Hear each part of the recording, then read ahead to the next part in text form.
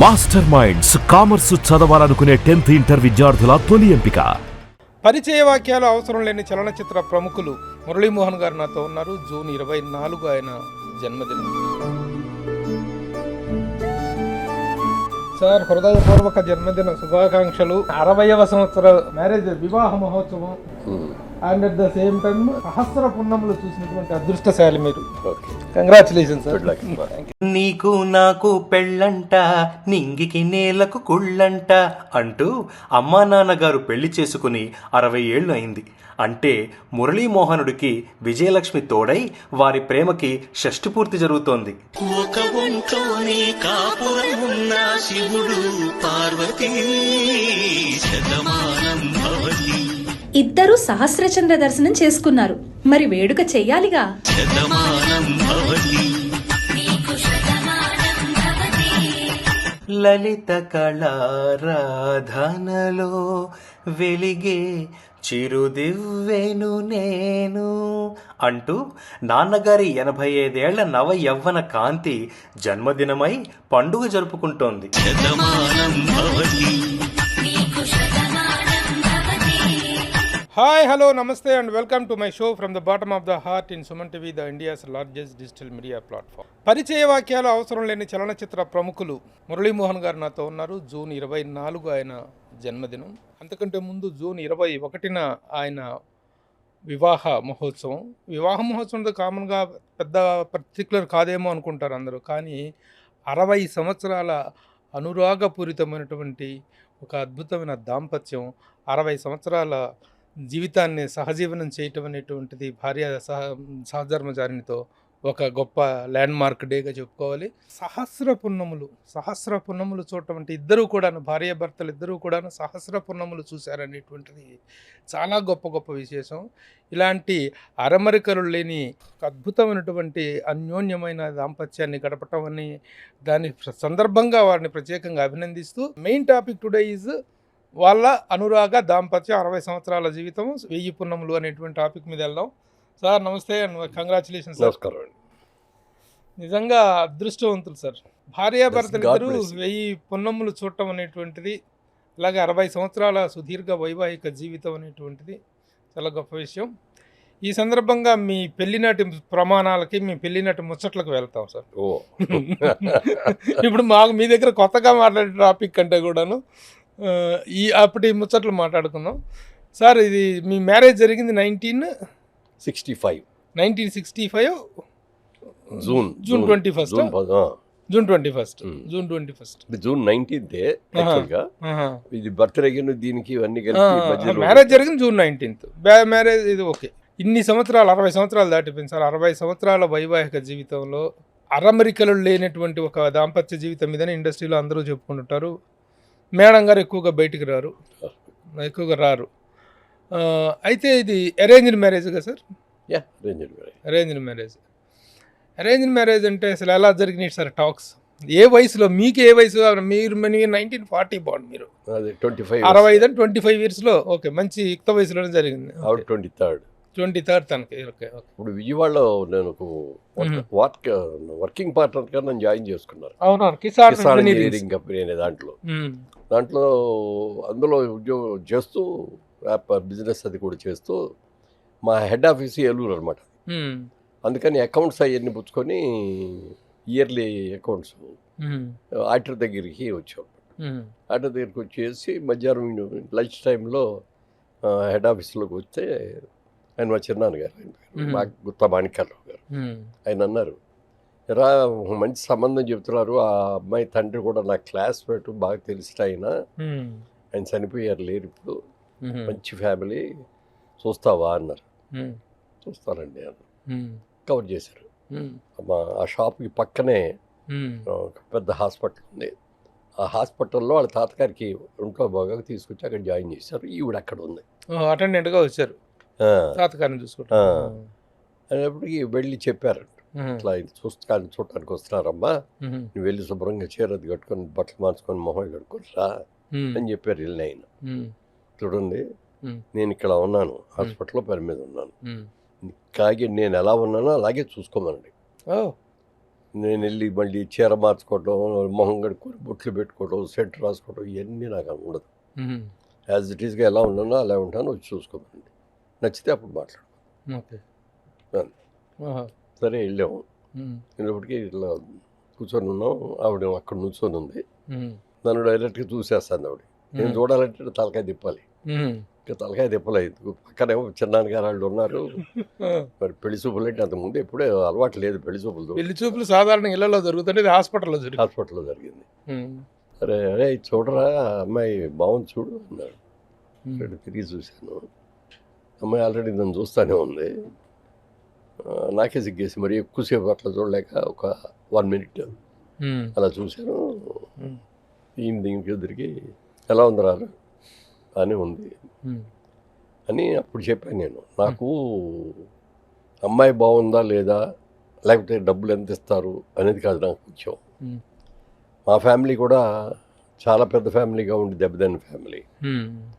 వాళ్ళ ఫ్యామిలీ కూడా దెబ్బతినలేకపోవచ్చేమో కానీ వాళ్ళ నాన్నగారు పోయి ఉండటం అది ఇది ఒక మంచి ఫ్యామిలీ నుంచి వచ్చారు.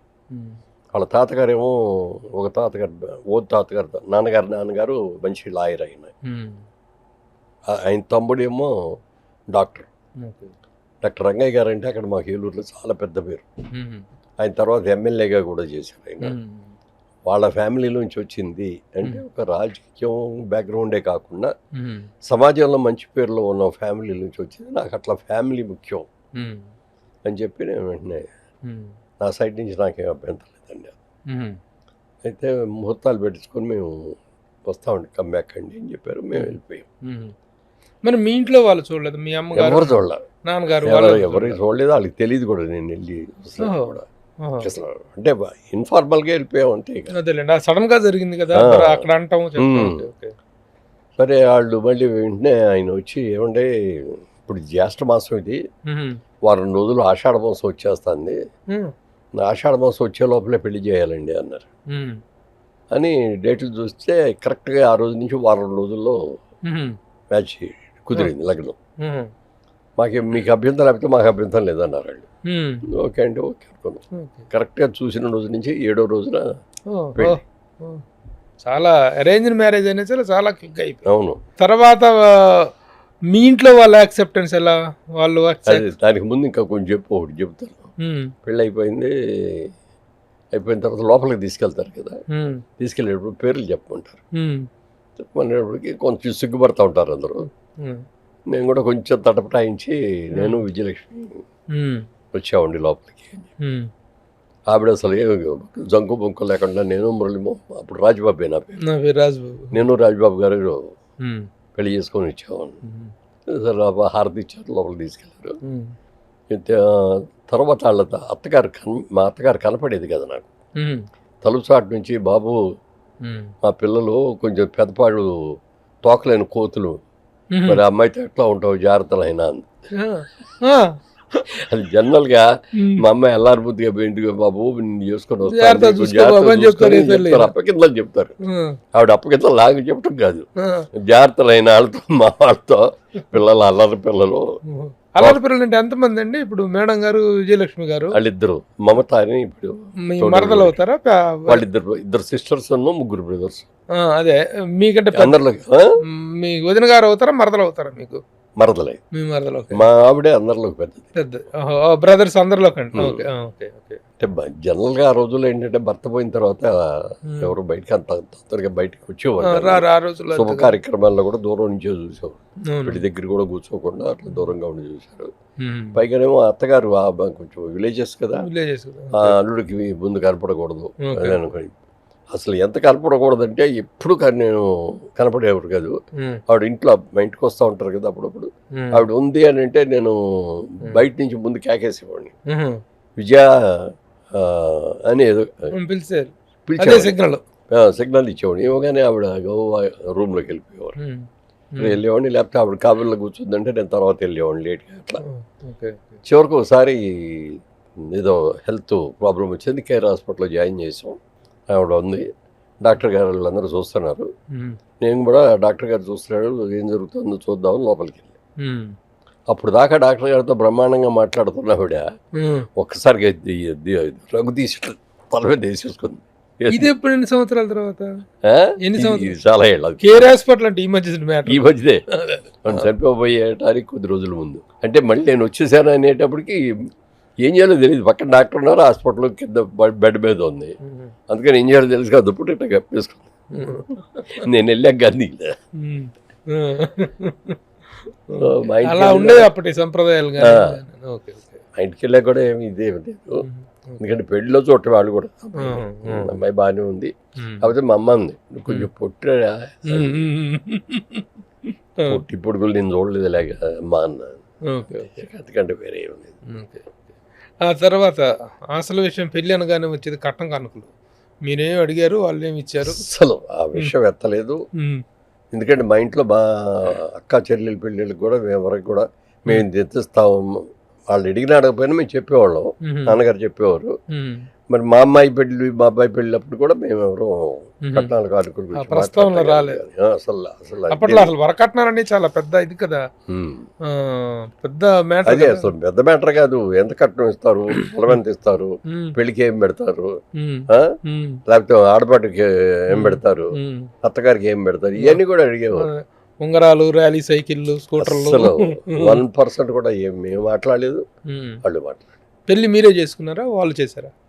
వాళ్ళే ఆడపిల్ల ఇంట్లో ఆడపిల్ల ఇంట్లో జరిగింది కదా. Okay okay. పెళ్ళి అయిన తర్వాత మా ఇంటికి వస్తాం కదా. తొలి కాపురం విజయవాడలో పెట్టారు. తొలి కాపురం తర్వాత విజయవాడలో. కాపురం అయితే వెంటనే ఆషాఢ మాసం వచ్చింది. 3 రోజులు కూడా లేను పెళ్ళి అయిన తర్వాత. ఆషాఢ మాసం వచ్చింది, వెళ్ళిపోండి అని చెప్పి పంపించి. నాకు ఆ నమ్మకం లేదు, అయినా కదా రే. అంటే భార్యాభర్త కలవచ్చు కానీ అత్త మొహాలు చూసుకోకూడదు అనేటువంటిది ఆషాఢ మాస సంప్రదాయం. అసలు మా అత్తగారు నాకు ఎట్లా కనపడదు, కనపడకపోయినా ఇంకా అప్పటికి ఇంకా కలవలేదు అసలు మేము. నాకు దగ్గరకు వచ్చి కనపడేది కూడా కాదు మావిడ. Okay okay. మీ ఇంటికి వస్తూ పోతూ ఉంటాం. గత 30 సంవత్సరాలుగా మీతో మాకు పరిచయం, 35-40 సంవత్సరాలుగా. మేడం గారిని చూస్తే చాలా సాత్వికంగా ఉంటారు. కానీ ఫస్ట్ డే రోజున మేడం వాళ్ళ అమ్మగారు ఇచ్చినటువంటి వార్నింగ్ చాలా కోతులయ్యా అని ఇచ్చారు. కానీ నిజంగా అంత అలరిగా ఉండేవారు. అంటే వాళ్ళ పిల్లలందరూ పెద్దపాడు, వాళ్ళది వాళ్ళ నాన్నగారు వాళ్ళు పెద్దపాడు, చదువుకోవటం ఇవన్నీ కూడా పెద్దపాడి. వాళ్ళ కజిన్స్ వీళ్ళు సిస్టర్స్ పెద్ద బ్యాచ్ ఉండేది. ఆ బ్యాచ్ లో అందరిలోకి ఇవి పెద్ద ఆవిడ. పిల్లలందరూ 1 సంవత్సరం 6 నెలలు 2 ఏళ్ళు అట్లా ఎక్కువ తక్కువలు ఉన్నారు. వీళ్ళందరూ కలిసి బాగా అల్లర్లు చేసేవారంట. అందుకని ఆయన ఆవిడ మాట. దాంపత్య జీవితం, అన్యోన్య దాంపత్య జీవితం అనటానికి యాక్చువల్గా ఇంట్లో ఎవరిదో ఒకళ్ళది అప్పర్ హ్యాండ్ ఉంటుందండి. మీ మాట ఆవిడ వింటామా, ఆవిడ మాట మీరు వింటామా అనేటువంటిదో, లేకపోతే చిన్న డామినేషన్ ఏదో ఉంటుంది. మీ ఇంట్లో డామినేషన్ అంటే ఎవరిది? డామినేషన్ అనేది నేను చెప్పను. ఎందుకంటే జనరల్గా ఎవరైనా వచ్చిన చిన్న చిన్న ఇవి ఉంటాయి. తను వచ్చిన తర్వాత తను ఏదైనా ఎవరన్నా ఏదైనా మాట అన్నా ఏదైనా వచ్చినా ఇమ్మీడియట్గా సమాధానం చెప్పేస్తుంది అనమాట. అది చెప్పడం కూడా నేను అలా అనలేదు, ఇది ఇట్లా అంటుంది అనమాట. డిఫెండింగ్ లాగా అట్లా అనేది అనమాట. అది చూసిన తర్వాత ఒక రోజున అంత అయిపోయిన తర్వాత భోజనం చేసి వచ్చిన తర్వాత పడుకున్నాక, విజయ నువ్వు ఇలా అంటున్నావు, అది బాగుండదు, అది పద్ధతి కాదు, అది నువ్వు ఏదైనా చెప్పాలంటే నాకు చెప్పు. ఇంట్లో ఏదైనా జరిగిందంటే ఏదైనా చెప్పాలి, పని రాలేదని ఇదను ఏదో చెప్తూ ఉంటుంది కదా, అదాంటిది ఏదైనా ఉంటే నాకు చెప్పు, నేను చూస్తాను. అంతేగాని ఇలా మాత్రం అనొద్దు. ఏళ్ళు చూపించి మాట్లాడు, ఏళ్ళు చూపించి ఏళ్ళు ముడిచేయన్న. ఆ తర్వాత చెప్పుడు ఏళ్ళు చూపించలే. యాక్చువల్గా మీరు పెళ్ళి అయినాటికి మీకు జీతం 100 రూపాయలు పార్ట్నర్షిప్, అంతేగా? అంతే. కాకపోతే ఏంటంటే పెళ్లి చేసిన తర్వాత వాళ్ళు 200 రూపాయలు శాలరీ. అది మంచి కంఫర్టబుల్ శాలరీ అప్పటికి. అంతే కదా మరి, కంఫర్టబుల్ శాలరీ. ఇల్లు ఒక అద్దె తీసుకున్నాం ఫ్యామిలీ పెట్టడానికి. అది చంద్రరాజేశ్వరరావు గారని కమ్యూనిస్ట్ పార్టీ నాయకుడు, వాళ్ళ ఇల్లు అది. ఆయన ఎప్పుడు తిరుగుతూ ఉండేవారు, ఆయన ఇంట్లో ఎవరు ఉండేవారు కాదు, అప్పుడప్పుడు వస్తూ ఉండేవారు. ఆ ఇంట్లో ఒక చిన్న హౌస్, ఒక గది, దానికి చిన్న అటాచ్డ్గా ఒక వంటిల్లు, ఒక చిన్న బాత్రూమ్. ఆ ఇల్లు 40 రూపాయలకి. అది ఆ ఇంట్లో 40 రూపాయలు అద్దెకి దిగారు చంద్రరాజేశ్వరరావు గారి ఇంట్లో. 200 జీతంలో 40 రూపాయలు దానికి వెళ్ళిపోతాయి. ఇంకా 160 ఉంది. 160లో మెయింటైన్ అవ్వాలి. అప్పుడు కంఫర్టబుల్ గా ఉండేదా? అంటే వాళ్ళ ఇంటి దగ్గర నుంచి, వాళ్ళు రైతు కుటుంబం కదా, బాగా వ్యవసాయం అన్ని చేస్తారు, పొలాలు కూడా బాగా ఉన్నాయి. అక్కడి నుంచి రైస్ వచ్చేది, పప్పులు ఉప్పులు అన్ని వాళ్ళ ఇంటి దగ్గర నుంచి వచ్చే పచ్చళ్ళు ఇది లేదు అది లేదు అనేది ఉండదు. అవన్నీ కొనాల్సిన అవసరం లేకుండా సరిపోయేది. శుభ్రంగా హ్యాపీగా సరిపోయేది డబ్బులు.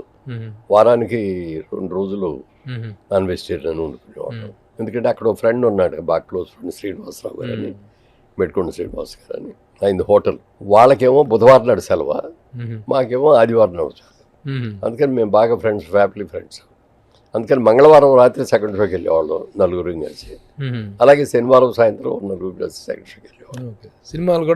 సినిమాలు నాటకాలు కూడా ఉండేవి.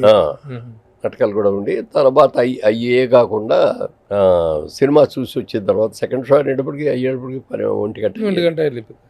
ఆ 1 గంటకి ఏలూరు రోడ్ సెంటర్లో Ravindra cool drinks cool drink shop ఉండేది. నలుగురు కలిసి అక్కడికి వెళ్ళి ఒక ఐస్ క్రీమ్ తింటాం, బాదం గిరి తాగటం, అవి చేసి అప్పుడు ఎవరింటి కాడికి వెళ్ళిపోయాం. అప్పుడు మీ వాహనం ఏంటి? అది అంటే పెళ్ళైన వెంటనే మోటార్ సైకిల్ లేదు, కానీ కొంచెం బిజినెస్ మళ్ళీ షేర్ హోల్డర్ పెరిగిన తర్వాత దానికి ముందు చిన్న కథ ఉంది. ఇంకా ఆ కథ ఏంటంటే, అది 3 పార్ట్నర్స్. 3లో నేను వర్కింగ్ పార్ట్నర్నే, వాళ్ళిద్దరు మెయిన్ పార్ట్నర్స్. మా చిన్నాన్న గారు ఒకటి, ఇంకో ఆయన అయ్యన్న గారు అని, ఆయన వాళ్ళిద్దరు మెయిన్ పార్ట్నర్స్. నాకు వర్కింగ్ పార్ట్నర్గా 15 పైసలు అనమాట, 100 రూపాయలు జీతం. అది 200 చేశారు. తర్వాత పెళ్ళి అయిన తర్వాత ఒక 2 ఏళ్ళు అయిన తర్వాత అట్లాగే బిజినెస్ జరుగుతుంది, బాగానే చేస్తున్నాం, అన్ని ప్రమాణంగా ఉన్నాయి, బాగా తిరిగి చేశాను, డెవలప్ చేశాను. ఓ రోజు మా చిన్నాన్నగారు వచ్చేసి, నా షేర్ ఇచ్చేద్దాం అనుకుంటున్నాను, నాకు ఇటు అటు ఇవన్నీ కుదరట్లేదు, మీరు చేసేసుకోండి అన్నాడు. అని నా షేర్ నువ్వు తీసుకోరా అన్నారు. నా దగ్గర డబ్బులు ఉంటే మొదటి పార్ట్నర్గా చేరేవాడిని కదండి, వర్కింగ్ పార్ట్నర్గా ఎందుకు చేరి ఉండేవాడిని, నా దగ్గర డబ్బులు లేదు కండి. అలా కాదు, ఇట్లా ఇచ్చేయాల్సి వచ్చింది, నాకు ప్రెషర్స్ ఎక్కువ ఉన్నాయి బయట, ఎవరెవరో వచ్చి అడుగుతున్నారు, నీకు 1 వారం రోజులు టైం ఇస్తాను, 1 వారం రోజుల్లో నువ్వు తీసుకొని అరేంజ్ చేసుకొని తీసుకుంటే వెల్ అండ్ గుడ్, నీకు ఇస్తా, నువ్వు కాదు అంటేనే బయట వాళ్ళకి ఇస్తా అన్నారు. ఏం చేయాలి తెలియదు, ధర్మ సంకటం లాగా పడింది. ఇంటికి వెళ్ళాను, ఆలోచిస్తున్నా, ఆయన చెప్పిన మాటలే అయ్యే రింగ్ అవుతున్నాయి. మావిడ చూసి కనిపెట్టింది, ఏంటండి ఎలా ఉన్నారండి? ఏం లేదన్న. కాదు, మీరేంటో ఏదో ఆలోచిస్తాను, ఇందాంచి పరధ్యానంగా ఉన్నారు. ఏంటంటే ఏం లేదన్నా చెప్పండి అని గట్టిగా పట్టుబడితే చెప్పారు. ఇట్లా చిన్నాన్నగారికి ఇలా ఆఫర్ ఇచ్చారు, మరి జాయిన్ అయిపోవచ్చు కదా, తీసేసుకోవచ్చు కదా ఆ షేర్, నా దగ్గర డబ్బులు ఉంటే చూసుకుని, నా దగ్గర డబ్బులు లేవు కదా అని.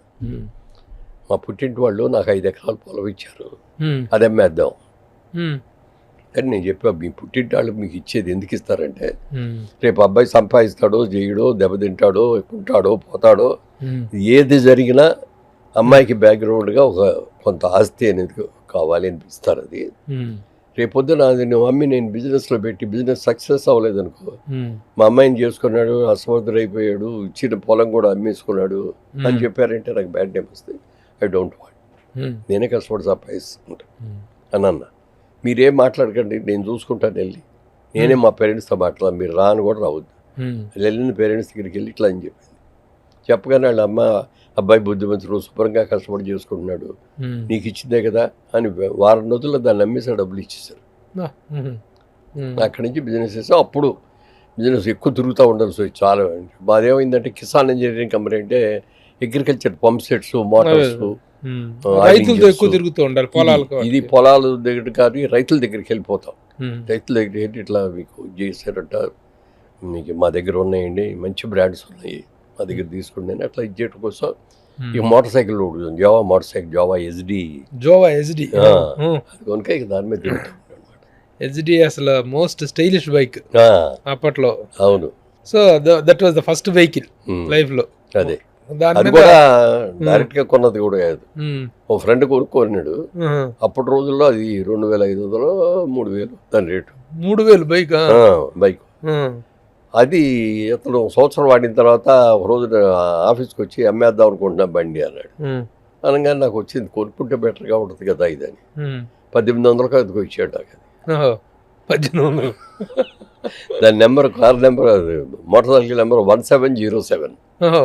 అంటే 2 7 7 14 1 15 అంటే 5 5+1 6 నా lucky number, total number. So number కూడా కలిసి వచ్చింది. తీసుకుందాం పార్ట్నర్కి చెప్తే తీసేసుకోండి, అవసరం లేకపోతే ఎన్ని తిరగలేదు. పరం కింద తీసుకున్నారు. తీసుకొని ఇక దాంతో ఒక రోజు అయితే పొద్దున్నే ఎర్లీ మార్నింగ్ బయలుదేరిపోతే రాత్రి 11 12 దాకా కూడా దిగుతూ ఉండేవాడు. సార్ వైవాహిక జీవితంలో కాపురం సక్రమంగా జరగాలంటే డబ్బు అనేటువంటిది ఎంత ప్రధానము, డబ్బు అనేటువంటి దాని విషయంలో జాగ్రత్త, పొదుపు అనేటువంటిది యాక్చువల్గా మగవాడి సంపాదన కంటే ఆడదాని పొదుపు అంతే కదా. విలువైంది అంటారు. ఆ విషయంలో మీరు ఎక్కువగా పొదుపరా, మేడం ఎక్కువ పొదుపరా, ఎవరు ఎక్కువగా స్పెండ్ థ్రిఫ్ట్? అంటే ఇద్దరం పొదుపుర్లువే. నేను కూడా ₹1 కూడా అనవసరంగా ఖర్చు పెట్టేవాడు కాదు.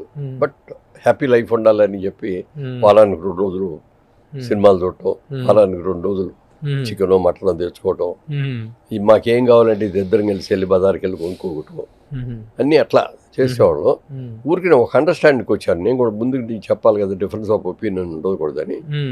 నా విషయంలో నీకు ఏదైనా నచ్చకపోతే నువ్వు నాకు చెప్పాయి, ఏమండి మీరు విషయం నాకు నచ్చలేదని. అలాగే నాకు నీ విషయంలో ఏదో నచ్చకపోతే నేను చెప్తాను. అంతేగాని నేనేదో అన్నాను నువ్వు అనుకొని, నువ్వేదో అన్నావు నేను అనుకొని డిఫరెన్స్ ఆఫ్ ఒపీనియన్ రాకూడదు. నేను మార్చుకునేది అయితే నేను మార్చుకుంటా, నువ్వు మార్చుకునేది అయితే నువ్వు మార్చుకో అని చెప్పి. అలాగేనండి. ఓ రోజు అన్నం పెట్టి అన్నం తిన్న తర్వాత కూర ఎలా ఉందంటే బాగుంది అన్న. చారు పోసింది. చారు పోసిన తర్వాత చారు ఎలా ఉన్నాయండి. చారు ఏదో పచ్చివాసన వస్తుంది, సరిగ్గా లేవు అన్న. నేను రోజు అలాగే ఉంటుంది దా అన్న. అవును అన్న. పొంగొచ్చాకే దింపానండి అంది. పొంగొచ్చాక దేవుంట కాదు, ఈ చారు ఇట్లాంటి పప్పుచారు కానీ ఇవి కానీ మరగబెట్టాలి. అంటే నాకు హాఫ్ నాలెడ్జ్ అనమాట. నాకు ఊరే అంతకుముందు చేయగలుచుకున్న ఒక అమ్మ ఏం చేసేదంటే చదువుకునేటప్పుడు హాల్లో ఉంటే సరిగ్గా చదవట్లేదు, మా పిల్లలందరూ వంటింట్లోనే కూర్చోబెట్టి అక్కడ మేము చదువుకుంటా ఉంటే ఆవిడ వంట చేసుకుంటాం. అది అట్లా చూస్తూ ఉంటే అర్థమైంది అనమాట. అది చెప్పా.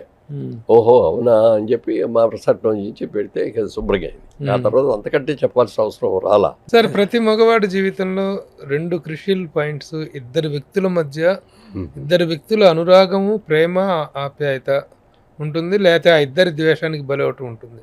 తల్లా పెళ్ళామ. మీ విషయంలో తల్లా పెళ్ళామ అన్న దగ్గర ఎలాంటి ఇదిని ఫేస్ చేశారు? వాళ్ళిద్దరి మధ్య, అత్తా కోడల మధ్య ఎలా ఉండేది? అంటే మా అమ్మగారు కమాండర్. అంటే వాళ్ళ ఫ్యామిలీలో మా అమ్మ అందరికంటే పెద్దది. 4 చెల్లెళ్ళు, 3 బ్రదర్స్ వాళ్ళు. ఇక అమ్మని పెద్ద ఆవిడ అంటే పెద్దక్కాయ అంటారు ఈవిడ్ని, మా మదర్ని. ఈవిడ ఏం చెప్తే మిగిలిన అందరూ తూచా తప్పకుండా పాటిచ్చేసేస్తారు. సుప్రీంకోర్టు ఆర్డర్ వచ్చేసింది అంటారు అదేమంటే ఆవిడ. అలాంటి పైగానేమో కొంచెం వాళ్ళ ఫ్యామిలీ కూడా చాలా పెద్ద ఫ్యామిలీలోంచి వచ్చింది ఆవిడ. వాళ్ళ నాన్నగారు వాళ్ళు కూడా ఆ రోజుల్లో గుంటూరులో పెద్ద బిజినెస్, ప్రైవేట్ బస్సులు, షాప్స్ ఇవన్నీ ఉండి చాటపూర్ మా నాన్నగారిని చూసుకున్న తర్వాత మా ఇంటికి వచ్చాక మా ఇల్లేమో మంచి మేడ. సో ఆవిడకి ఆ దర్పం అది ఉంటుంది కదా, మేడలో అమ్మ అని పిలిపించుకునేది. అందరూ మేడలో అమ్మగారు అనేవారు. కొంచెం డామినేటింగ్ ఇది. అలాగే 1-2 సార్లు ఈవిడ దగ్గర డామినేటింగ్ ఏదో చెప్తే కొంచెం బాధపడి, అందులో ఏదైనా మాట్లాడితే టక్కన తను కూడా కొంచెం ఇదే కదా, అది చిన్న క్లాష్ లాగా వచ్చింది. క్లాష్ కూడా కాదు, అది డిఫరెన్స్ ఆఫ్ ఒపీనియన్ లాగా వచ్చినప్పుడు చెప్పాను నేను, చూడు అమ్మ నిన్ను ప్రేమగా చూసుకుంటుంది, ఏం లేదు. ఆవిడకి ఏంటంటే అందరికంటే నేను పెద్దదాన్ని, నా మాట వినాలి అందరూ అనేది ఉంటుంది, అంతగా తప్ప వేరే ఏం కాదు. పైగా వాళ్ళు ఉండేవి చెల్లెల దగ్గర ఉంటుంది మా మదర్. ఇక్కడ ఇంట్లో మేమే, వాళ్ళు వచ్చి వెళ్తుంటారు అంతే, వచ్చేపారు అంతే తప్ప ఇంకా వేరే ఏమి ఉండదు అన్న. అడ్జస్ట్ అయిపోయింది. మీ జీవితంలో, ఇన్నేళ్ళ జీవితంలో మీరు విపరీతంగా కోప్పడిన సందర్భం ఉందా తన మీద? అస్సలు ఒక్కటి కూడా లేదు. విజయలక్ష్మి గారి మీద ఒక్కటి కూడా లేదు. ఎందుకంటే అలాంటి పరిస్థితి తను రానిచ్చేది కాదు, నాకు వచ్చేది కాదు. నేను ఏదన్నా అట్లాంటిది ఏదైనా వస్తే చెప్పి ముందే విడమరి చెప్పేవాడిని. అలాగే ఇప్పుడు ఆ పొలం అమ్మే దాంట్లో తను డిసిషన్ తీసుకుంది, ఇచ్చింది. సరే ఎప్పటికైనా ఇచ్చేసేయాలి, నా దగ్గర డబ్బులు వచ్చిన తర్వాత మళ్ళీ నీకు పొలమే కొనిస్తాను, మీ వాళ్ళు ఇచ్చిన పొలంగానే ఉండాలి అన్న. సేమిది కొనలేదు కాబట్టి ఇంకో తోట, కొబ్బరి తోట కొని ఆవిడకి. అలాగే సినిమాల్లో ఛాన్స్ వచ్చింది. అప్పుడు నేను నాటకాలు చూడటానికి తను కూడా వచ్చేది, నేను వేసిన నాటకాలు. ఆ సినిమా అవకాశం అనుకోకుండా వచ్చింది, అది నేను వెళ్ళి ట్రై చేసింది ఇది కూడా కాదు. తెలుసు కదా నాకు క్రాంతి కుమార్ గారు, తర్వాత ముఖర్జీ గారు, చటర్జీ గారు, తర్వాత హీరో కృష్ణ గారు, మరి రాజమౌళి గారి ఫాదరు విజయేంద్ర ప్రసాద్ విజయేంద్ర గారు, మేము అందరం కూడా క్లాస్మేట్స్ ఓకే. ఏలూరు కాలేజీలో. వీళ్ళు అనేవారు అనమాట, ఏ బాగుంటావు కదా రావయ్యా అని. వద్దులేండి, నాకు బిజినెస్ బ్రహ్మాండంగా ఉంది, బాగా జరుగుతుంది, ఇది వదలు, నాకు దీని మీద ఇంట్రెస్ట్ అని చెప్పి వెళ్ళా. క్రాంతి కుమార్ గారు ఒకసారి మాత్రం బలవంతం చేసి తీసుకెళ్ళి వాళ్ళ ఆఫీస్లో మేకప్ వేసి ఫోటోలు తీశారు. తీసి బాగున్నావయ్యా, నెక్స్ట్ పిక్చర్లో నువ్వే హీరోగా చేద్దువు కానీ అన్నాడు. నేను నవ్వి ఊరుకున్నా కానీ ఎస్ అనలేదు, నో అనలేదు. ఈ లోపల అట్లూరి పూర్ణచంద్రరావు గారు ఆయన కొత్త వాళ్ళతో సినిమా తీయాలని చెప్పి సినిమా అంతా అయిపోయింది. యూనిట్ అంతా కూడా కర్ణాటకలో కూర్గు డిస్ట్రిక్ట్లో షూటింగ్ వెళ్ళిపోయారు అందరూ. హీరోయిన్ కూడా హీరోయిన్ అందరూ కూడా సెలెక్ట్ చేశారు. సడన్గా ఏమైందంటే అందులో విలన్ వేసే అతనికి వేరే ఆఫర్ వచ్చేసి అతను రాలేదండి. అప్పటికేమో వీళ్ళేమో గిరిబాబు సెలెక్ట్ అయ్యాడు. గిరిబాబుని హీరో అనుకున్నారు. హీరో అనుకున్న తర్వాత విలన్ కోసం ట్రై చేస్తారు. ఈ విలన్ కోసం ట్రై చేసినప్పుడు ఎవరో చెప్పారంట, రాజబాబు గారు అని క్రాంతి గారి ఫ్రెండ్ అంటండి, ఫోటోలు తీశారంట, బాగున్నాయంట అన్న. అనగానే ఆయన ఫోన్ చేసి ఆయనతో తెప్పించుకున్నాడు. అవి చూసి ఈయన వెంటనే కావాలి నాకు అనేప్పటికీ నేను మెడ్రాస్లోనే ఉన్నా, వెళ్ళిపోదామని పెట్రోల్ పెట్రోల్ బంక్లో పెట్రోల్ కూర్చుకుంటున్నాం. గవ్వ పరిగెత్తి వచ్చాడు, ఇలాగే ఒక జర్నలిస్ట్ ఫ్రెండ్ ఉన్నాడు భరద్వాజ్ అని. భరద్వాజ్ పరిగెత్తి, ఏమంటే అర్జెంట్గా మిమ్మల్ని రమ్మంటున్నారు, పూర్ణచంద్రరావు ఆఫీస్కి వెళ్ళాలంట అని ఆయనే తీసుకెళ్ళాడు నన్ను, భరద్వాజ్. వెళ్ళాం. అక్కడికి వెళ్ళిన తర్వాత వెళ్ళేటప్పటికి ఈయన పూర్ణచంద్రరావు గారు, డైరెక్టర్ రామారావు, ఆయన కల్లప్ప గారు అని కెమెరామెన్, వాళ్ళందరూ కూర్చొని ఉన్నారు. లోపలికి వెళ్ళాను. నా ఫోటోలు అన్నీ ఇట్లా టేబుల్ మీద పెట్టుకొని వీళ్ళు కూర్చున్నారు అన్నమాట. చూసుకొని వెళ్ళిన తర్వాత కూర్చోమన్నారు. ఏంటి బాబు, నాటకాల అనుభవం ఏమైనా ఉందా? ఉందండి. నేను ఏమేమి నాటకాలు వేసావు నా పేర్లు చెప్పాను, ఎన్ని ప్రదర్శనలు ఇచ్చున్నావు అని చెప్పాను. ఒక డైలాగ్ చెప్పాను కానీ అసలు ఏమీ అడగలేదండి. మేము ఇట్లా సినిమా తీస్తాం కొత్త వాళ్ళతో, అందులో మరి యాక్చువల్గా మేము విలన్ కోసం చూస్తున్నాం, కానీ మిమ్మల్ని చూసిన తర్వాత హీరో మీరైతే బాగుంటుంది అని అనిపించింది, హీరో వేషం వేస్తావా అన్నారు. వేస్తానండి అన్న తర్వాత గిరిబాబుని పిలిచారు. అంతకుముందు ఆ రోజు నేను లోపలికి వెళ్తా అంటేనే గిరిబాబు అనుకున్నాడు, మన వేషం పోయింది, ఈయనేమి ఎర్రగాబురగా ఉన్నాడు, నేను ఆయన అంత ఎదిగెళ్ళాను, నాకు ఈ బోధేమో అనుకున్నాడు. పిలిచిన తర్వాత గిరిబాబు గారు, మిమ్మల్ని హీరో అనుకున్నాము, కానీ విలన్ దొరకపోయేటప్పుడు విలన్ కోసం వెతుకుతా అంటే ఈయన దొరికారు, కానీ మీ ఇద్దరిలో హీరో ఈయన వేస్తేనే బాగుంటుందని ఉంది, మరి విలన్ వేషానికి మీరు మారుతారా అన్నాడు. డెఫినెట్గా మారుతానండి అన్నాడు. ఎందుకంటే మళ్ళీ అది కూడా బాగుంది. వెంటనే ఒప్పుకున్నాడు. ఒకళ్ళొకళ్ళు మాకు పరిచయం చేశారు. నెక్స్ట్ డే మార్నింగే వెళ్ళటం అక్కడ. That is how it started.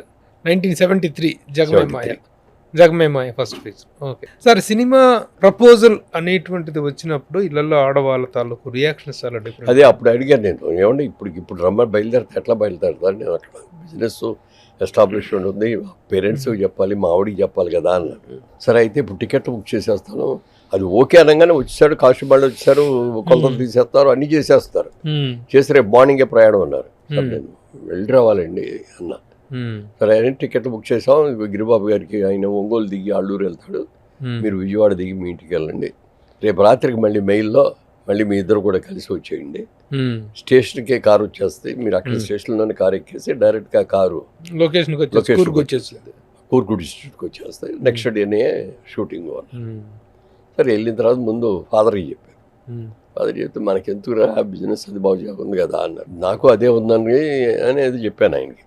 మా ఆవిడికి చెప్పాను, ఇట్లా ఆఫర్ వచ్చింది, ఏం చేయాలో తెలియట్లేదు అన్న. అంటే ఒకటే మాట, ఏమన్నా మీరు ట్రై చేస్తే వచ్చింది కాదు కదా, అదే పిలుపు వచ్చింది మీకు. లక్ష్మీదేవి ఒక్కొక్కసారి వచ్చే ఒక్కో ఇంటి తలుపు కొడుతుందట. ఆ తలుపు కొట్టినప్పుడు తలుపు తీస్తే లోపలికి వస్తుంది, తలుపు తీయకపోతే వీళ్ళు ఎవరో బతకస్తులాగా ఉన్నారు, తలుపు తీయలేదు, పక్కింటికి వెళ్ళిపోతుంది లక్ష్మీదేవి. అందుకని ఆ ఆఫర్ వచ్చింది కాబట్టి ట్రై చేయండి ఒకసారి, వస్తే వెళ్ళండి గుడ్, రాకపోతే మన బిజినెస్ వరకు ఉంది కదా అని చెప్పి. కాకపోతే ఒక కండిషన్ అండి అని, ఏంటని షూటింగ్ అవ్వగానే మీరు వచ్చేసేయాలి, మళ్ళీ మెడ్రాస్లో ఉండకూడదు, మళ్ళీ వచ్చేసి విజయవాడ వచ్చేసి మన బిజినెస్ చూసుకుంటూ ఉండాలి. మీరు ఏ ఆఫీస్కి వెళ్ళి ఇదిగోనే నా ఫోటోలన్నీ నేను పలానా సినిమాలో హీరో చేశారండి, మీ దాంట్లో వేషం ఇవ్వండి అని చెప్పి మీరు ఎవరిని అడగకూడదు. ఈ రెండు కండిషన్లో పెట్టారు. సార్ మీకు పెళ్ళి అయినట్టుగా 25 సంవత్సరాలు, చాలా అందగాడు మీరు. చాలా అందగారు మీరు అప్పటికి, ఇప్పటికే అదే ఉంది. సరే, ముఖ్యంగా అసలు జేబు దొంగ సినిమాలో ప్రేమలేఖలు ఆ టైంలో మిమ్మల్ని చూస్తుంటే ప్రతి హౌస్ హోల్డ్లో కూడా ఆడవాళ్ళందరూ కూడా ఇలాంటి ఒక బ్రదరో భర్తో ప్రియుడో కొడుకు, ఇలాంటి కొడుకు ఇలాంటి అబ్బాయి భర్తగా వస్తే దొరుకుతున్న పర్సంటేజ్ ఉంటే ఇలాంటి అబ్బాయి అన్నగా ఉంటే బాగుంటుంది, ఇలాంటి అబ్బాయి నాకు నాన్నగారు అయితే బాగుంటుంది అనుకున్న వాళ్ళు ఎక్కువ. అలాంటి ఐడియల్ క్యారెక్టర్లు మీరు చేశారు చాలా. అయితే ఆ 25 years ముందు మీరు ఎవరికైనా క్రష్ అవటం కానీ మీకు ఎవరైనా క్రష్ అవటం కానీ జరగలేదా? అస్సలు లేదు. ఎందుకంటే అందగాన్ని ఎట్లా కాలేజీ లైఫ్ లో ఏదో ఉండుంటది కదా. కాలేజీ లైఫ్ లో కూడా మేమందరం చాలా క్వైట్ గా ఉండేవాళ్ళం. మేము మాది విలేజ్ ఏలూరు పక్కనే ఉన్న చాటపురం విలేజ్. హై స్కూల్ స్టడీస్ అంతా అక్కడే. కాలేజీకి వచ్చిన తర్వాత కాలేజీ అట్మాస్ఫియర్, సొంత సైకిళ్ళు, సైకిల్ తీసుకెళ్ళిపోవటం, అక్కడ సైకిల్ తోనే క్రష్ భలే ఉంటుందా లైఫ్ లో. ఫస్ట్ సైకిల్ నేర్చుకున్నాను. పైగా మా ఊరి నుంచి ఒక 7-8 మంది వచ్చేవాళ్ళం స్టూడెంట్స్. అందరం కార్లు సైకిల్ తీసుకురావటం, అక్కడ పెట్టడం, సైకిల్ స్టాండ్ లో పెట్టడం, భోజనం కూడా తీసుకునేవాళ్ళం. మధ్యాహ్నం ఇంటర్వెల్లో భోజనం చేయటం. అట్లా ఎంతసేపు మాకు ఇదే స్కూల్ వ్యవహారాలే తప్ప గేమ్స్ కూడా ఆడేవాళ్ళం కాదు. నేను ఒక విషయం నమ్ముతాను, ఎందుకంటే మీరు బుద్ధిమంతులు అన్న విషయం ఆ తర్వాత ఇండస్ట్రీలో కూడా ప్రూవ్ అయిన మాట వాస్తవం, అది దాంట్లో డౌట్ లేదు. కానీ మిమ్మల్ని మీకు సైట్ కొట్టిన అమ్మాయి ఎవరు లేరా? సైట్ కొట్టిన అమ్మాయి లేదు, గమనించలేదేమో. లేదు కానీ మా కాలేజీలో అప్పట్లో 2 అమ్మాయిలు ఉండేవారు. ఇద్దరు కూడా, ఒక ఆవిడ పేరేమో వసంత, ఇప్పుడు చెప్పినా పర్లేదు, ఇంకో ఆవిడేమో భారతి. ఇద్దరు చాలా అందంగా ఉండేవారు. అట్లా వెళ్తా అంటే మా సెక్షన్, మాది బి సెక్షన్. కృష్ణ గారు మేమంతా బి సెక్షన్ ఆడవాళ్ళు లేరు, మగాళ్ళే ఉంటారు, బాయ్స్. ఏ సెక్షన్ లో ఉన్నారు, సి సెక్షన్ లో ఉన్నారు లేడీస్. ఈ వీళ్ళు వస్తా అంటే అది ఎప్పుడు వస్తా అని అందరూ చూసేవాళ్ళు. బాగానే అందరు తలకాయలు అలా తిరిగిపోయి ఏది సెక్షన్ లో మొత్తం అందరు, నేను ఒక్కడనే కాదు, అందరూ అలా చూసేవాళ్ళు. ఒక అమ్మాయి ఏమో సైరా భాను, ఒక అమ్మాయి పేరు ముస్లిం అమ్మాయి, వసంత కాదు, ముస్లిం అమ్మాయి, ఇంకోటి ఏమో వసంత, ఒక అమ్మాయి భారతి. ఇట్లా 3 ఉన్నారు. ఆ 3 అందగత్తులు ఆ రోజుల్లో. ఊరికే చూడటం, ఇట్లా ఎదురుకుండా వస్తుంది, అమ్మ వస్తుందని చూసేవాడు. దగ్గరికి వచ్చినప్పుడు తలకాయ ఉంచుకొని వాళ్ళు, ఆ అమ్మాయి అసలు తలకాయలు ఎత్తేవారు కాదు, వాళ్ళు తలకాయ ఉంచుకొని. అందుకని అసలు ఎక్కడ లేదు రాలా. మ్యారేజ్ లో ఆడవాళ్ళు, వైవాహిక జీవితంలో ఆడవాళ్ళు చాలా థ్రిల్ అయ్యేటువంటిది ఏంటంటే భర్త అనుకోకుండా తెచ్చిచ్చేటువంటి సర్ప్రైజ్ గిఫ్ట్లు. మీరేమి ఇచ్చారు అలాంటి గిఫ్ట్లు? మా అయితే ఇంటికి పూలు తీసుకెళ్లేవాడు రోజు, అంతే తప్ప. ఎందుకంటే స్టార్ట్ అయినప్పుడేమో 200 రూపాయలు జీతంలో ఉన్నాం. ఫ్యామిలీ ఎలా సరిపెట్టుకోవాలి, ఇందులో ఎక్కడ లోటు రాకుండా చేయాలి అనేదే సరిపోయింది. ఒకరోజు అడిగాను, పెళ్ళి మామూలుగా అందరూ హనీమూన్కి వెళ్తారు, మనకి హనీమూన్లు వెళ్ళే అవకాశం లేదు, నీకు ఎక్కడన్నా వెళ్ళాలంటే చెప్పి తీసుకెళ్తాను. నా ఉద్దేశం మెడ్రాస్ వెళ్దాం అన్నాడు. మెడ్రాస్ ఎట్లాగో వచ్చాం అప్పటికి. మెడ్రాసు, బొంబాయి కూడా కాదు, బెంగళూరు, మైసూరు, లేకపోతే తిరుపతితో అడుగుద్దని నా మనసులో పోయి, నాకు ఏం వద్దు కానండి, అవకాశం ఉంటే నన్ను పుట్టపర్తి తీసుకెళ్ళండి. అదేంటన్నా, నాకు బాబా గారు అంటే చాలా ఇష్టం అండి, సత్యసాయి బాబా గారు అంటే. ఆయన్ని నేను రోజు ఫోటో కూడా పెట్టుకుని చేసుకుంటూ ఉంటాను. నాకు అవకాశం ఉంటే ఆయన దగ్గరికి తీసుకెళ్ళి పుట్టపర్తాను. చూద్దాంలే, బాగా బిజీగా ఉన్నా కదా, అప్పుడు నెంబర్ ఆఫ్ ఫిల్మ్స్ ఉండి బిజీగా ఉన్నా, చూద్దాంలే అన్న. 2-3 సార్లు తర్వాత కూడా రిమైండ్ చేస్తే ఒక రోజు నా అంజలీదేవి గారిని అడిగాను, మా ఆవిడ ఇట్లా బాబా గారిని చూడాలని అంటుంది, ఆయన మెడ్రాస్ వస్తూ ఉంటారు కదా అప్పుడప్పుడు, ఆవిడింటి పక్కనే ఆయన పెద్ద భవంతి అది కట్టారు, మీకు బాగా తెలుసు కదా, మీరు అందులో బాగా భక్తురాలు, ఒక్కసారి మాకు అవకాశం వచ్చినప్పుడు చెప్తే మేము వచ్చి చూసి వెళ్తామండి అని. అలాగే అని పిలిచినప్పుడు వెళ్ళాం. వాళ్ళ ఇంటి పెద్ద కాంపౌండ్ ఉంటే అందరు ఇట్లా వరుసను కూర్చోబెట్టారు, వచ్చిన వాళ్ళందరినీ లైన్లో కూర్చోబెడతారు. పుట్టపర్తిలో కాదు, ఇక్కడే మెడ్రాస్లో. ఆవిడింటికి వచ్చారు. అంటే వాళ్ళది పక్కనే అక్కడ కూడా చాలా పెద్ద ఇది ఉండేది, ఇది బాబా గారిది, అక్కడికి వస్తారనమాట. అక్కడికి వెళ్ళినప్పుడు చూసాం, ఇద్దరు పక్కనే కూర్చొని ఆయన వస్తున్నారు. ఆవిడకి ఏమో టెన్షన్, నాకేమో మనం చూస్తారా లేదా అనేది. అట్లా చూస్తాను, దగ్గర దాకా వచ్చారు, ఎందుకో ఇట్లా చూసి ఇట్లా అన్నారు ఇద్దరు అనేసి వెళ్ళిపోయారు. విహారయాత్రలకి, వినోదయాత్రలకి తీసుకెళ్ళమంటే మీరు తీర్థయాత్రకి తీసుకెళ్లారు. ఆవిడ అడగలేదు, తీర్థయాత్ర పుట్టపర్తే మాకు హనీమూన్ తీర్థయాత్ర అని కూడా సార్ ఫస్ట్ కార్ ఎప్పుడు కొన్నారు సార్? సినిమా ఇండస్ట్రీలోకి వచ్చారు. సినిమా ఇండస్ట్రీలోకి వచ్చిన తర్వాతే ఘనసాల గారి ఇంట్లో అద్దెకు ఉండేవాళ్ళం మేము. ఘనసాల గారి అంటే సెకండ్ వైఫ్ ఆవిడ, సావిత్రి గారు. సావిత్రమ్మ గారు ఇల్లు ముందు ఒక ఇల్లు వెనక ఒక ఇల్లు ఉండేది. వెనకింట్లో వాళ్ళు ఉండేవారు. వెనకింట్లో ఫస్ట్ ఫ్లోర్ ఎవరికో బట్టల షాపుల వాళ్ళకి ఇచ్చారు. పాప ఇన్నది కూడా బట్టల షాప్ వాళ్ళకి ఇచ్చారు. మేము కింద గ్రౌండ్ ఫ్లోర్లో ఉండేవాళ్ళం. ఘంటసాల గారి ఇంట్లో అద్దెకుండేవారు. ఆ అద్దెలో ఉండేప్పుడు కారు కొనుక్కుందామనే ఆలోచన వచ్చి అప్పుడు ఫియట్ కార్లు అంబాసిడర్ కొందామని అనుకున్నా. రాఘవేంద్రరావు గారు బ్రదర్ ప్రకాష్ అని ఉండే. ప్రకాష్ అన్నాడు, మురళీమోహన్ గారు మురళీమోహన్ గారు కాదు, మురళీమోహన్ అంబాసిడర్ కొనద్దయ్యా, అంబాసిడర్ కొంటే అది కంపెనీ కారో నీ కారో ఎట్లా తెలుస్తుంది, నీ కారు ఉండాలంటే ఫియట్ కారు కొనుక్కో, ఫియట్ కార్ అంటే నీ కార్లో వచ్చేటట్టు ఉంటుంది, నువ్వు అంబాసిడర్లో వస్తే కంపెనీ వాళ్ళ కార్లో వచ్చావు అనుకుంటా అని చెప్తే పాయింట్ బాగుంది అని. కానీ గిరిబాబు నేను ఇంకెవరో వెళ్ళి బుక్ చేసుకున్నాం. ఇది ఒక సంవత్సరానికి అని రాదు, అప్పుడు అంత డిమాండ్. బుక్ చేస్తే 1 yearకి వచ్చింది. 30,000 అప్పుడు రేటు. కారు 30,000. సరే ఇద్దరం వెళ్ళాం, అడ్వాన్స్ ఇచ్చాం, 5,000 ఎంతో కట్టేసి చేసాం. ఫస్ట్ కార్ అది ఫియట్ కార్. సార్ నెక్స్ట్ వైవాహిక జీవితంలో అత్యంత ప్రధానమైనటువంటి విషయం సంతానం. తొలి సంతానం అమ్మాయి కదా. ప్రెగ్నెన్సీ ఎవరు వచ్చింది అనగానే చాలా ఆనందం అందరికి, ఎవరికైనా కలుగుద్ది కదా. రాకముందే కదా, ఇండస్ట్రీకి రాకముందే. ఆ రోజు ఏదో గుంటూరు వెళ్ళారు పని మీద. జనరల్గా ఏంటంటే ఆడపిల్లలు ఫస్ట్ కాన్పు పుట్టింట్లో చూసుకుంటారు. అవును. వీళ్ళది ఏలూరు దగ్గర ఒక విలేజ్, అక్కడికి వెళ్ళిపోయింది. డెలివరీ 9 నెలలు ఉండగానే నేను బ్యాచిలర్గా హోటల్లో తింటా ఉండేవాడిని. రోజు మోటార్ సైకిల్ మీద. ఆ రోజు గుంటూరులో ఉన్నా. గుంటూరులో ఉండగా ఫోన్ వచ్చింది, ఇట్లా ఇది చిన్న ఆపరేషన్ చేయాల్సి వస్తుందంట, హాస్పిటల్లో ఉన్నారు అని చెప్పి బ్యాంకు మేమున్న బ్యాంకులకి ఫోన్ చేసి చెప్పారు. చెప్పగా నాకు కంగారు పుట్టింది. ఇంకా అప్పుడు మోటార్ సైకిల్ కొనలా. వెంటనే ఒక బస్సు, గుంటూరు బస్ స్టాండ్లో బస్సు ఎక్కి ఏలూరు వెళ్ళాం. హడావుడిగా హాస్పిటల్కి వెళ్ళేటప్పటికి అంతా బాగానే జరిగింది. ఆడపిల్ల అమ్మాయి పుట్టింది. హాస్పిటల్లో ఉంది, ఆ అమ్మాయి పుట్టింది అనగానే ఇంకా హ్యాపీ. అంటే మా ఇంట్లో మా ఫ్యామిలీలు అందరికి కూడా ఆడపిల్లలు అంటే చాలా ఇష్టం. అది మొట్టమొదటి ఆడపిల్ల పుట్టిందంటే ఇంకా ఇష్టం అనమాట. సరే అమ్మాయి పుట్టింది అన్నారు, వెళ్ళి చూశాను, ఆవిడ కూడా బాగానే ఉంది. వాళ్ళు ఒక 4 రోజులు ఎంత వచ్చుకొని అప్పుడు తీసుకెళ్ళండి అంటే అప్పుడు కారు అధికారి ఒకటి మాట్లాడుకొని ఆ కారులో తీసుకొని వెళ్ళి విజయవాడ చేశాను. తర్వాత సెకండ్ ఇష్యూ కావాలని అడిగింది. నాకు ఒక్కళ్ళు వచ్చారు, అమ్మాయి పుట్టి చాలే మన సంపాదనకి మన దానికి ఒకళ్ళు చాలు అన్న. కాదండి ఇంకొకళ్ళు కావాలండి అని. వద్దన్నది మీరు, కావాలంటే అంటే నా ఉద్దేశం ఏంటంటే ఆడపిల్ల పుట్టేసింది చాలికి మనకి, అమ్మాయే కావాలని కోరిక మనసులో. అమ్మాయి పుట్టేసింది కదా ఇది చాలులే, మనం 2 పిల్లలంటే మెయింటైన్ చేయలేవు అని చెప్పి వద్దన్న, ఇంకోళ్ళు కావాలండి అంది. అయితే ఒక కండిషన్, అబ్బాయి పుట్టా అమ్మాయి పుట్టా ఓకే, మళ్ళీ అబ్బాయి పుట్టలేదండి ఇంకొకటి కావాలండి అని మాత్రం అడగకూడదు. నిన్ను డెలివరీ రోజునే హాస్పిటల్లో జాయిన్ చేస్తాను, అప్పుడు విజయవాడలో మా ఇంట్లోనే ఇది హాస్పిటల్లో జాయిన్ చేశాను, సీతారత్న హాస్పిటల్ అని అక్కడ ఉండే. దాంట్లో వెళ్ళినప్పుడు తీసుకెళ్ళి చెప్పాను. అంటే ముందే అడిగింది, ఆపరేషన్ అనేటప్పటికి మీరు నేను చేయించుకుంటాను నువ్వు చేయించుకోవద్దు, మగాళ్ళు చేయించుకుంటేనే ఈజీ అన్న.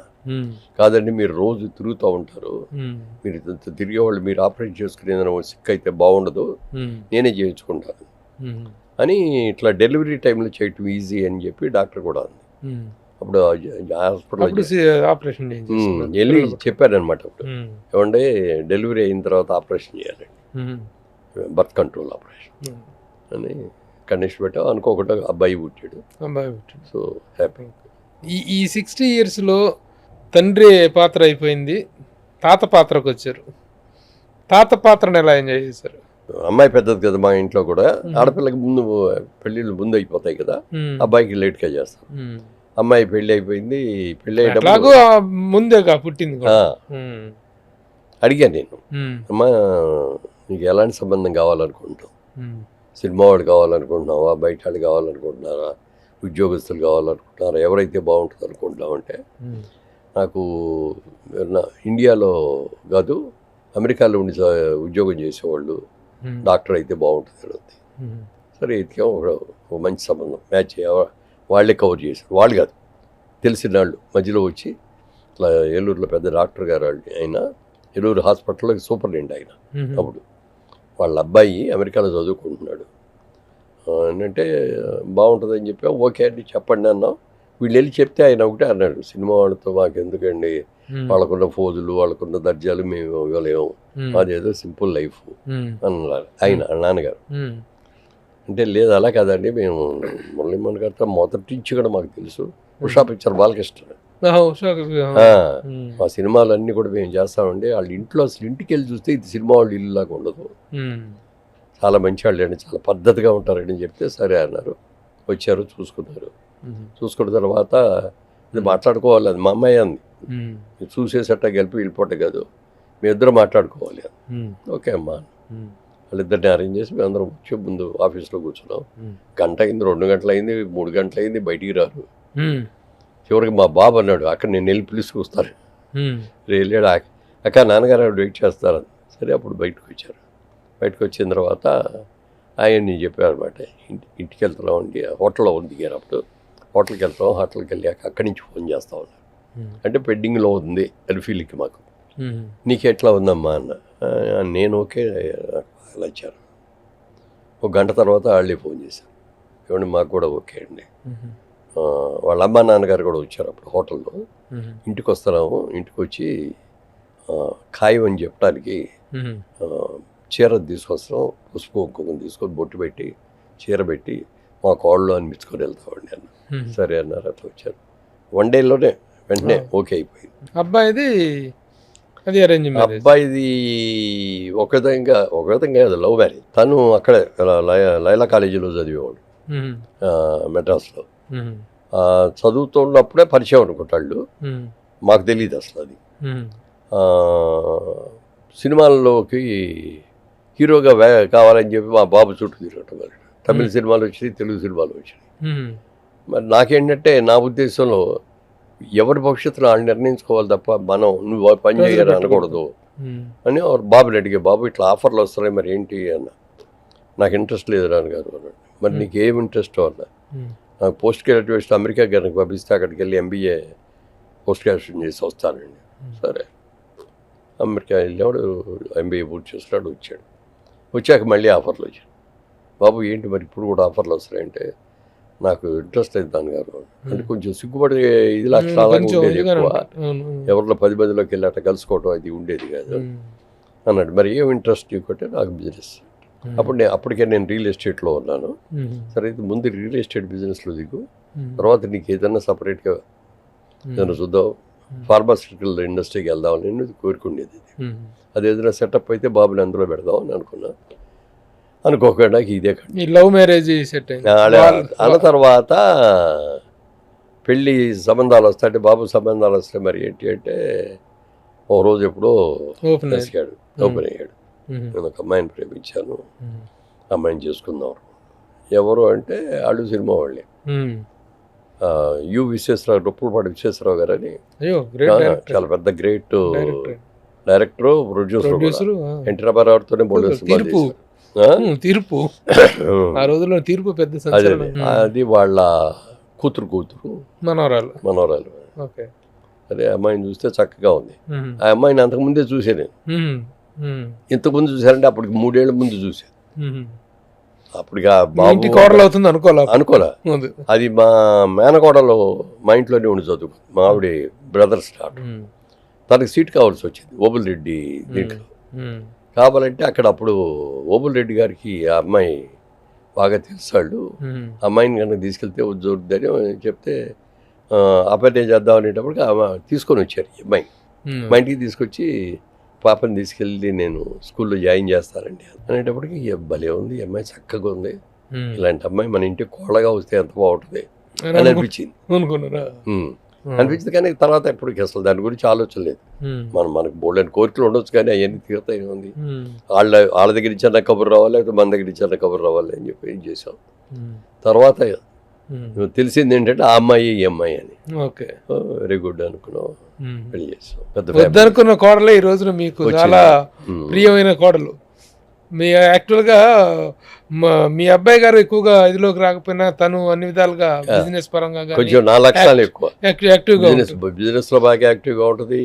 కల్చరల్ ప్రోగ్రామ్స్ వీటిలో యాక్టివ్గా ఉంటారు. 10 మందితో చక్కగా పలకరించడం చేయటం. ఆ రోజున రాజమండ్రిలో నుంచి కూడా చాలా తక్కువ ఇది గుర్తు మీ లేకపోతే మీ లెగసీ అక్కడ కంటిన్యూ అయ్యేది. కంటిన్యూ. మీ పార్లమెంటేరియన్షిప్ అనేది అక్కడ కంటిన్యూ తనకి బాగా సోషల్ లైఫ్ బాగా ఇష్టం.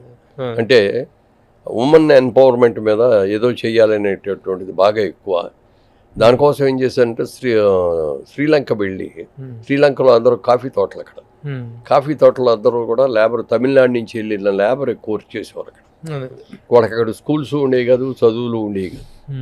అక్కడికి వెళ్ళి వర్క్ చేసి వాళ్ళందరికీ స్కూల్స్ అవి పెట్టించి, ప్రైవేట్ స్కూల్స్ లాగా పెట్టించి వాళ్ళతో చదివించి వాళ్ళ స్కూల్లో జాయిన్ చేయించి వాళ్ళ ఇది అవన్నీ చేసింది. మీరే ఇక్కడ మెడికల్ స్టూడెంట్స్, ఇంజనీరింగ్ స్టూడెంట్స్ మీరు చదివించారు. అవన్నీ కూడా చెప్పారు అన్నమాట. చెప్తే నువ్వు శుభ్రంగా నీకు ఏది ఉంటే అది నువ్వు ఆలోచన ప్రకారం చేసుకోమ్మా, రిస్ట్రిక్షన్స్ ఏ ఉండమని ఇంట్లో అట్లాగే చేసింది. ఒక 10 ఏళ్ళతో చేసింది. One word answer sir. మీ అభిమాన నటుడుగా మీకు ఇన్స్పిరేషన్ ఎవరు? నాగేశ్వరరావు గారు, అక్కినేని నాగేశ్వరరావు గారు. నాకు మా ఆవిడికి కూడా అక్కినేని నాగేశ్వరరావు. ఓకే.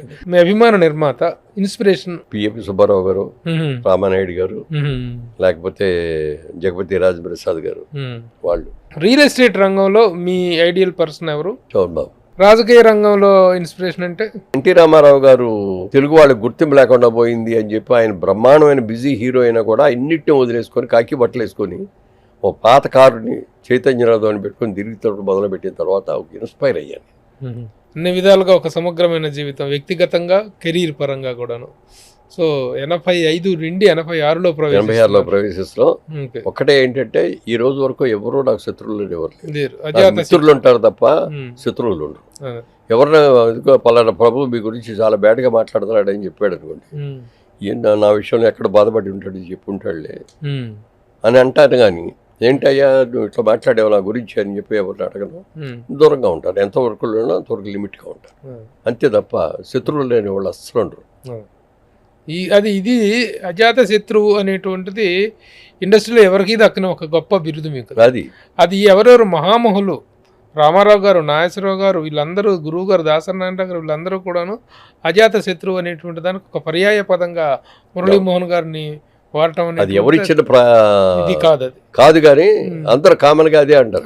అదే పేపర్స్ లో రాసిన శత్రు మురళీమోహన్ అని అట్లా అది పర్మనెంట్ గా ఇచ్చేసి పర్మనెంట్ గా వచ్చినటువంటి గొప్ప ఇది.